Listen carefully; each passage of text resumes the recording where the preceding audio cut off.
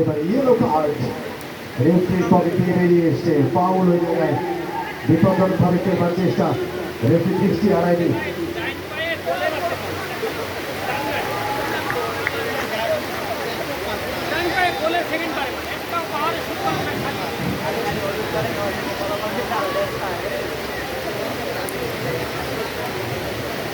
Yellow card concede করেছেন Roman, free kick পেয়ে গেছে বরিশাল।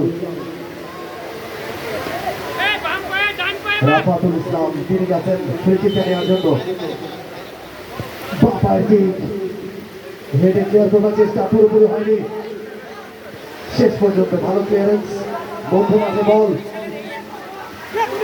স্লাইডিং এফোর্ট, রাশেদ, হাসিব মিয়া রাশেদ, বিপজ্জনক ফুটবলার, রাশেদ চেষ্টা